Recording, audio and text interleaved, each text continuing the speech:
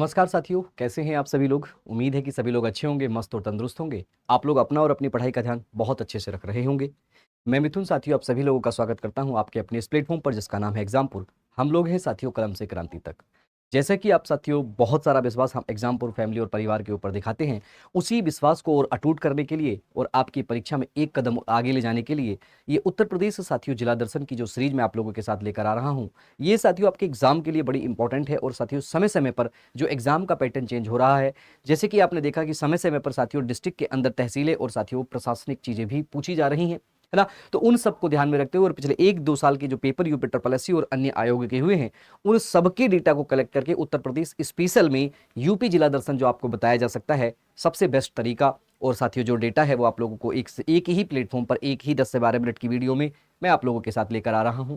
उम्मीद करता हूं कि आपने इससे पहली वाली वीडियो देख ली होंगी। अगर आपने नहीं देखी होगी मेरे भाई, तो एक बार जाकर उसको जरूर गो थ्रू हो जाइएगा, क्योंकि जिला दर्शन एक्चुअल में कोई चैप्टर है ही, कोई टॉपिक है ही नहीं। आपके अपने जिले के बारे में जानकारी और यही साथियों सब एक साथ जब 75 के 75 मिल जाते हैं तो ये यूपी स्पेशल बन जाता है। उत्तर प्रदेश की कोई भी परीक्षा देने जा रहे हैं तो परीक्षा कहीं की यूपी जी के यहीं का जो डायलॉग है बच्चों, जो एक छोटा सा सेंटेंस है वो आप लोग देखेंगे कि आपको आप पाएंगे। तो लास्ट तक जरूर बने रहिएगा। लास्ट में जब आपको लगे कि हाँ ये वीडियो अच्छी है तो साथियों एक बार लाइक कर दीजिएगा, और ये लगे कि हाँ भाई ये मेहनत को थोड़ा सा सराहना करनी चाहिए तो उसको अपने दोस्तों के साथ शेयर भी कर सकते हैं। अगर अच्छी ना लगे तो कमेंट दीजिएगा, जरूर आप लोग बताइएगा, है ना। आइएगा, इस जिला दर्शन की सीरीज में हम लोग आज कहाँ पहुंचे हैं, बात करते हैं कासगंज की। आज हम लोग पढ़ने वाले हैं मेरे भाई प्यारे साथी कासगंज को, है ना। किसको पढ़ने वाले हैं?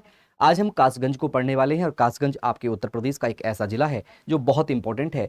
कैसे उसकी बाउंड्री साथियों शेयर होती है, कहाँ कहाँ पर है, तो भौगोलिक स्थिति से स्टार्ट कर कर हम लोग लास्ट तक पहुंचेंगे। देखिए आप लोग देख रहे होंगे ये आपका कासगंज है मेरे भाई, ये आपका कासगंज जिला दिखाई दे रहा है ना। आप लोगों को कासगंज जिला आपका दिखाई दे रहा होगा।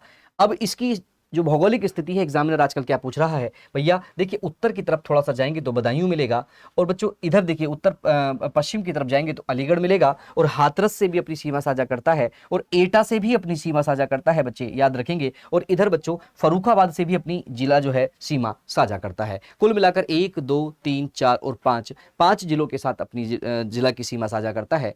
आइएगा एक एक चीज के बारे में हम लोग जानते हैं इस कासगंज जिले की, है ना। तो बड़ा इंपॉर्टेंट बात आप लोग को बताता हूं बच्चे। आप देखेंगे उत्तर प्रदेश का कासगंज जो जिला है वो 71वां जिला बनने वाला जिला जो है वो 71वां जिला है बच्चे, है ना। 71वां जिला जो आपका कासगंज है वो आपका देखने को मिलेगा कि बना है भैया। कौन सा जिला बना है? 71वां जिला आप लोगों को देखने को मिलेगा, ये एक साथ बना है ना। तो बहुत अच्छे से आप लोग एक एक चीज को जानते जाइएगा और समझते जाइएगा भैया कि हम लोग कैसे कैसे चीजों को आगे लेके चल रहे हैं और कैसे कैसे हम लोग चीजों को समझा सकते हैं, है ना। तो आप जल्दी से मुझे बताइएगा कि आप लोग बढ़िया तरीके से चीजों को सुन पा रहे होंगे, मुझे उम्मीद ही है ना।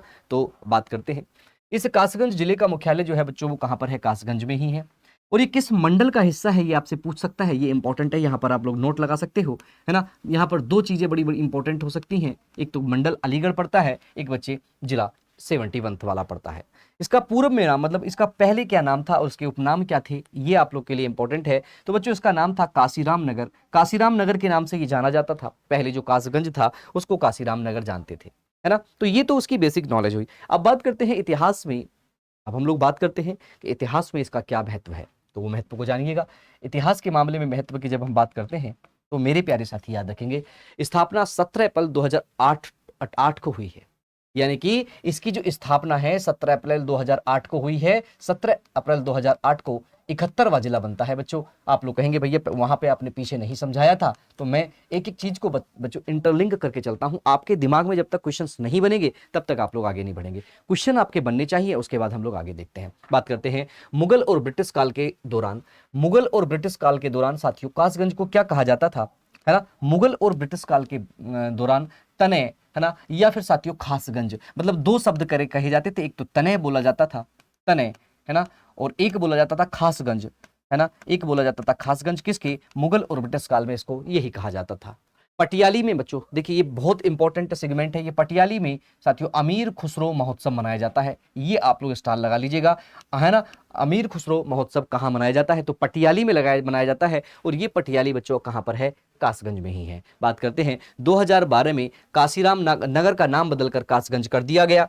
तो आपसे ये सवाल बनेगा भैया जो काशीराम नगर था उस काशीराम नगर को किस सन में बदला गया? तो 2012 में इसको बदलकर अब कासगंज कर दिया गया है। मेरे प्यारे साथियों, यही सब छोटे छोटे सवाल जो मैं आप लोगों को इस थ्योरी के माध्यम से जिला दर्शन में पढ़ा रहा हूं, ये आपके परीक्षा में पूछ लिए जाते हैं। तो बात करते हैं, देखिए अमीर खुसरो का जन्म साथियों 1253 ईस्वी में पटियाली में हुआ था। बहुत सारे टेक्स्ट में आपको पटियाली एटा में लिखा मिलेगा, है ना, एटा में मिलेगा, लेकिन बच्चों आप लोग देखिएगा कासगंज और एटा दोनों बहुत ही पास के जिले हैं और इन दोनों की साथियों बाउंड्री से सहारा कर मतलब कह सकते हैं एटा के बाद ही कासगंज का निर्माण के आसपास की चीजें सोची गई हैं। आइएगा आगे देखते हैं। मान्यता है, देखिए और क्या क्या मान्यता है, पौराणिक मान्यता क्या है। सबसे पहले हमने देखा कि कब बना, दूसरा इतिहास में क्या कहा गया, तीसरा हमने देखा कि पौराणिक क्या मान्यता है। तीनों मान्यताओं से हमें कासगंज को जानना होगा। ऐसे ही प्रत्येक जिले को हमें तीनों मान्यताओं से जानना होगा।